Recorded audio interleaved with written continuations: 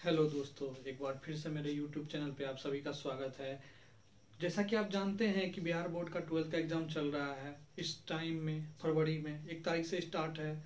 तो इस समय को देखते हुए मैंने भी एक 10th क्लास का जो है फिर से मैंने एक पूरा मतलब जिस तरह से मैं डालता हूँ वीडियो, उस तरीके से मैंने एक और जो है इकोनॉमिक्स सब्जेक्ट का जो है पूरा एक सामान्य मतलब वीडियो बनाया है, जो कि मास्टर वीडियो कहलाएगा। और मैंने इससे मतलब इससे पहले वाला जो वीडियो है उसमें मैंने ज्योग्राफी का जो 12th क्लास का क्वेश्चन था उसको मैंने सॉल्व कर दिया है। तो आप वीडियो का मैं लिंक जो है डिस्क्रिप्शन में डाल दूंगा, आप उस पर भी देख सकते हैं। आज हम बात करेंगे 10th क्लास का इकोनॉमिक्स अर्थव्यवस्था, जिसमें बहुत सारा क्वेश्चन है और बहुत ही ईजी है। आपको सिर्फ ध्यान से मेरे वीडियो को देखना है और समझना है, कुछ नहीं करना है। बस ध्यान से जो है बैठ के देखना है और कुछ नहीं करना है। चलिए चलते हैं हम अपने सब्जेक्ट पे। तो हमारा आज का जो सब्जेक्ट है वो है क्या? इकोनॉमिक्स है। क्या है? इकोनॉमिक्स है, ठीक है। 10th क्लास इसमें हम बात करेंगे पूरा जितना भी क्वेश्चन इससे रिलेटेड पूछा जाता है सभी क्वेश्चन के बारे में बात करेंगे। आपको ध्यान से बस वीडियो देखना है और कुछ नहीं करना है। तो चलिए सबसे पहले चलते हैं। पहला टॉपिक जो हमारा है वो है क्या? अर्थव्यवस्था। क्या है? अर्थव्यवस्था। अब अर्थव्यवस्था किसे कहते हैं? देखिए, भारत जो पहले था वो जब देश आजाद नहीं हुआ था तो अंग्रेज का 200 वर्षों तक गुलाम रहा था। कितने वर्षों तक? 200 वर्षों तक गुलाम रहा था। 200 वर्षों तक गुलाम जब रहा था तो इसका जो है आर्थिक और हर तरीके से मतलब आर्थिक हर चीज से इसका शोषण किया गया। तो हम लोग जानते हैं कि भारत जो था पहले इसे सोने की चिड़िया कहा जाता था। यहाँ पे बहुत सारा सोना था, बहुत सारे खाने थी, बहुत सारा संपत्ति था यहाँ पे। मगर सब धीरे धीरे ने क्या किया, अंग्रेज ने यहाँ से निकाल लिया और अपने देश लेके चले गए। तो इससे रिलेटेड एक ऑब्जेक्टिव मतलब क्वेश्चन या सब्जेक्टिव पूछता है कि उपनिवेश किसे कहते हैं। मतलब एक ऐसी व्यवस्था जिसमें कोई शक्तिशाली देश किसी निम्न देश का सभी तरीके से शोषण करता है, उसे हम क्या कहते हैं? उपनिवेश कहते हैं। जिस तरह से किसने किया था? अंग्रेज ने किया भारत का शोषण, तो ये उपनिवेश हो गया। कितने साल पहले? 200 वर्ष पहले किया था। तो उस टाइम में अंग्रेज ने क्या किया था ना, यहाँ पे एक रूल लागू किया था, डिवाइड करने का रूल। मतलब कि आपस में सबको डिवाइड कर दिया, विभाजन कर दिया, और यहाँ से जो भी खनिज पदार्थ था, जो भी सोना, जो भी चांदी, जो भी चीज था, यहाँ से सब लेके चले गया। अब हम बात करते हैं अर्थव्यवस्था एवं इसका विकास। अब देखिए, जब देश आजाद हुआ तो इसके पास जो थी इसकी अर्थव्यवस्था बहुत ही निम्न थी। अब धीरे धीरे इसने क्या किया, अपनी अर्थव्यवस्था को मजबूत करने के लिए यहाँ पे बहुत सारा पैसा कहाँ, विदेशी बैंक से लिया, बहुत सारा कर्ज लिया। उसके बाद देश की अर्थव्यवस्था को अच्छे से क्या किया गया, सुधारा गया। किसके द्वारा? नेहरू जी के द्वारा। तो धीरे धीरे बहुत सारी योजना लागू की गई। इस योजना से रिलेटेड ज्यादा भी जो भी क्वेश्चन आता है ना वो अर्थव्यवस्था में ही आता है। और हमारी देश की जो इकोनॉमी जिस तरीके से डेवलप होती है या बनाई जाती है या उसे बढ़ाई जाती है या उसमें वृद्धि की जाती है या उसमें विकास की जाती है, वो सभी जो है ना वो अर्थव्यवस्था के जरिए ही की जाती है।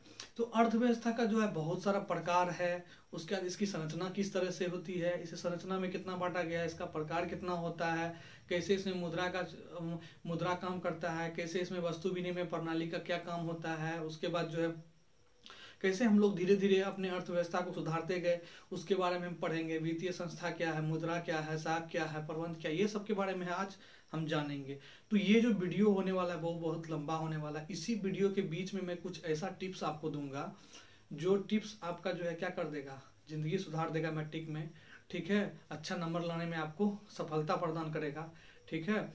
तो मेरे वीडियो पे बने रहना है आपको, ठीक है। 2 घंटे तक या 1 घंटे, जितना देर का वीडियो हो सके, मैं कोशिश करूंगा 1 घंटे तक का होने का, ठीक है।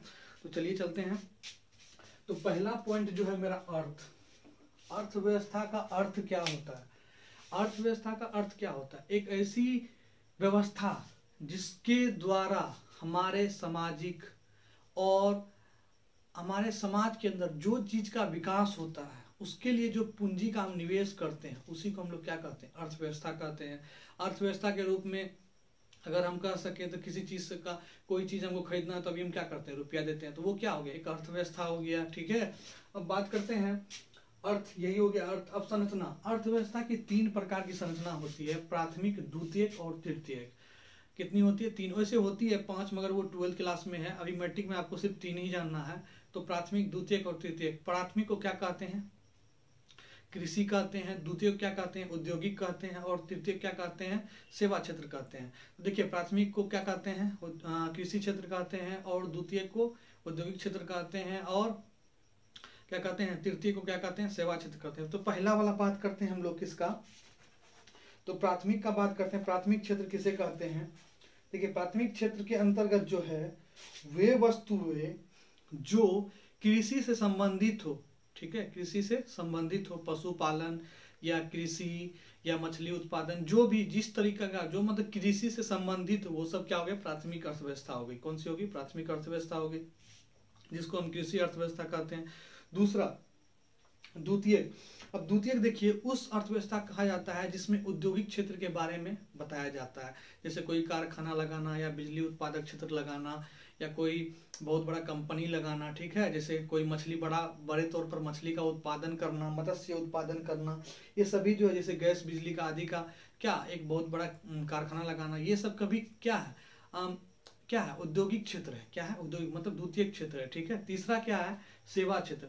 एक ऐसी अर्थव्यवस्था जिसमें प्रथम और द्वितीय अर्थव्यवस्था को चलाने के लिए पूंजी का निवेश करने में सहायक प्रदान करती है, जो, ठीक है, उसे हम क्या कहते हैं? तृतीय क्या कहते हैं? तृतीय क्या कहते हैं?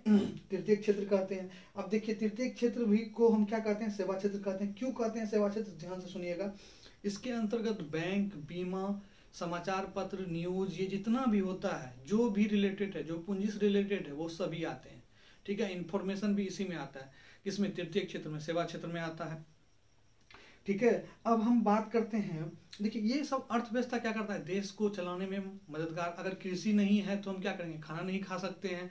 अगर मान लीजिए हमारे पास कृषि नहीं है, मान लीजिए हमारे पास क्या कृषि नहीं है, तो हम कहाँ से फसल उपजाएंगे? कहाँ से हम क्या करेंगे? खेती करेंगे। तो इसी कारण से हमारा तृतीय क्षेत्र होता है वो मोस्ट इंपोर्टेंट होता है, किसके लिए? बहुत महत्वपूर्ण होता है, किसके लिए? प्रथम और द्वितीय के लिए, ठीक है। नेक्स्ट चलते हैं। अब अर्थव्यवस्था का प्रकार, किसका? अर्थव्यवस्था का प्रकार। अब अर्थव्यवस्था के प्रकार पे आते हैं। अर्थव्यवस्था का प्रकार जो होता है वो 3 होता है। कितना होता है? 3 होता है अर्थव्यवस्था का प्रकार। कौन कौन सा होता है? तो पहला होता है पूंजीवादी अर्थव्यवस्था, दूसरा होता है समाजवादी अर्थव्यवस्था, तीसरा होता है क्या? तीसरा होता है मिश्रित अर्थव्यवस्था। अब पहला जो है प्राथमिक अर्थव्यवस्था, क्या कहते हैं? पूंजीवादी अर्थव्यवस्था। तो इसे इसका परिभाषा क्या होता है? इसका परिभाषा ये होता है कि कोई भी संपत्ति, ठीक है, एक ऐसी अर्थव्यवस्था जिसमें किसी संपत्ति का दायित्व या अस्तित्व या स्वामित्व किसका हो?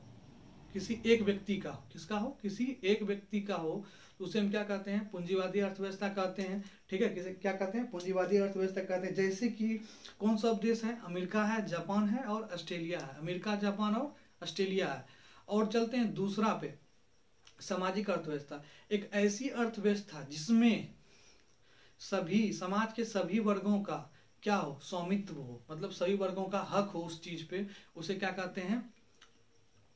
समाजवादी अर्थव्यवस्था कहते हैं। जैसे में जो है आप ले लीजिए क्या, इसका उपयोग कल्याण के लिए क्या है? जैसे में कौन कौन सा देश आता है इसके अंतर्गत? तो चीन और क्यूबा आता है। कौन सा देश आता है? चीन और क्यूबा आता है। कौन सा देश? चीन और क्यूबा आता है। तीसरा चलते हैं मिश्रित अर्थव्यवस्था। ये एक ऐसी अर्थव्यवस्था जिसमें पूंजीवादी और समाजवादी दोनों अर्थव्यवस्था मिलीजुली होती है। जैसे कि भारत यहाँ पे दोनों अर्थव्यवस्था मिलीजुली काम करती है। कुछ देश ऐसा है जहाँ पे एक ही अर्थव्यवस्था है, कुछ देश ऐसा है जहाँ पे पूंजीवादी है सिर्फ, कुछ देश ऐसा है जहाँ पे समाजवादी है। तो पूंजीवादी में कौन सब है? ऑस्ट्रेलिया है, जापान है और अमेरिका है। कौन सब? ऑस्ट्रेलिया, जापान और अमेरिका। और समाजवादी में कौन सब है? चीन, क्यूबा है। कौन है? चीन और क्यूबा। और मिश्रित में कौन है? भारत है। कौन है? भारत है। चलिए नेक्स्ट चलते हैं। अब चलते हैं, अब अर्थव्यवस्था का विकास कैसे हुआ? अर्थव्यवस्था का विकास कैसे हुआ? अर्थव्यवस्था को उसके बारे में जानेंगे। देखिए, अर्थव्यवस्था का विकास जो है ना, बहुत लंबा इतिहास है। क्या है? बहुत लंबा इतिहास है। अगर आपको जानना है ना तो बहुत आपको पढ़ना पड़ेगा इसके लिए। तो देखिए, तो सबसे पहले क्या होता है ना, किसी अर्थव्यवस्था की स्थिति को सुधारने के लिए एक समय पर उसमें जो निवेश होता है उससे जो मुनाफा होता है वही अर्थव्यवस्था का विकास कहलाता है। ठीक है, जैसे मान लीजिए हम किसी चीज में क्या किए, किसी चीज में हम क्या किए, पूंजी को लगाए, उसके बाद उससे जो हमको ज्यादा आय प्राप्त होता है वो भी अर्थव्यवस्था का विकास कहलाएगा। अब देखिए कैसे कैसे विकास कहलाता है, दो प्रकार से होता है, एक आर्थिक विकास होता है, एक मौद्रिक विकास होता है। आर्थिक विकास में क्या होता है ना, जब किसी देश का निरंतर मुख्य उद्देश्य के रूप में विकास किया जाता है, निरंतर मुख्य उद्देश्य के रूप में आर्थिक लगा के विकास किया जाता है, तो वो आर्थिक विकास होता है। मौद्रिक विकास जब कोई पैसा दे के कोई चीज का एक मतलब कोई चीज खरीदता है या उससे जो भी काम करता है, तो वो क्या हो गया, मौद्रिक विकास। मतलब पैसा के बल पे उसको वो काम मिला तो वो मौद्रिक विकास हो गया। ठीक है, अब नेक्स्ट चलते हैं। नेक्स्ट हमारा क्या है, सतत विकास क्या करते हैं। सतत विकास क्या है, सतत विकास क्या है इसके बारे में जानते हैं। देखिए सतत विकास क्या होता है, जब कोई देश किसी चीज का या खनिज हो या संसाधन हो उसका उपयोग करके आने वाले पीढ़ी के लिए भी बचा के रखता है, ठीक है, आने वाले पीढ़ी के लिए भी बचा के रखता है, तो उसे हम क्या कहते हैं, सतत विकास कहते हैं। क्या कहते हैं, सतत विकास कहते हैं। मान लीजिए मेरे पास कोई चीज है, हम उसका एक आना खर्चा किए और क्या कर दिए, कुछ हिस्सा जो है अपने पीढ़ी के लिए बचा के रख दिए, मतलब आने वाले वंशज के लिए बचा के रख दिए, वो क्या कहलाएगा, सतत विकास कहलाएगा। ठीक है, नेक्स्ट चलते हैं। वस्तु विनिमय क्या है, वस्तु विनिमय प्रणाली क्या है। देखिए वस्तु विनिमय प्रणाली कैसे काम करता है, ध्यान दीजिएगा। वस्तु विनिमय, तो देखिए वस्तु विनिमय क्या होता है ना, वस्तु विनिमय के मतलब एक ऐसी अर्थव्यवस्था, मतलब वस्तु के बदले वस्तु मिले, मतलब वस्तु के बदले वस्तु मिले। ठीक है, वस्तु के बदले क्या मिले, वस्तु मिले, उसे क्या कहते हैं, क्या कहते हैं, बोलिए क्या कहते हैं, वस्तु विनिमय प्रणाली कहते हैं। क्या कहते हैं, वस्तु विनिमय प्रणाली कहते हैं। अब देखिए वस्तु विनिमय प्रणाली में हम 1 किलो गेहूं दिए और उसके बदले हमको 2 किलो चावल मिल गया, तो उसे क्या कहेंगे, वस्तु विनिमय प्रणाली कहेंगे। पहले के जमाने में जब पैसा का क्या चालन नहीं हुआ था, जब पैसा नहीं चलता था, उस समय में वस्तु विनिमय प्रणाली का ही क्या था, उपयोग किया जाता था। जैसे सिंधु घाटी सभ्यता में आप देख सकते हैं, वहाँ पे वस्तु विनिमय प्रणाली किया जाता था। थोड़ा सा नील दिया जाता था, उसके बदले क्या, बहुत सारा अनाज मिलता था। बहुत सारा चीज ऐसा है जो सिंधु घाटी सभ्यता में आप पढ़िएगा तो उसमें मिलेगा आपको 12th क्लास में। अब देखिए एक यहाँ पे इम्पोर्टेंट पॉइंट है, भारत में योजना आयोग का गठन कब किया गया था, तो याद रखिएगा 15 मार्च को किया गया था। 15 मार्च 1990 को किया गया था। कब किया गया था, 15 मार्च 1990 को किया गया था। ठीक है, इसलिए किया गया था। इसमें देखिए, इसमें 15 मार्च 1950 को किया गया था। कब किया गया था, 15 मार्च 1950 को किया गया था। ठीक है, इसी योजना के तहत जो है पंचवर्षीय योजना बनाई गई थी। कौन सी पंचवर्षीय योजना बनाई गई थी। इस योजना के तहत जो है आपको बहुत सारा जो है क्या क्या काम किया गया था।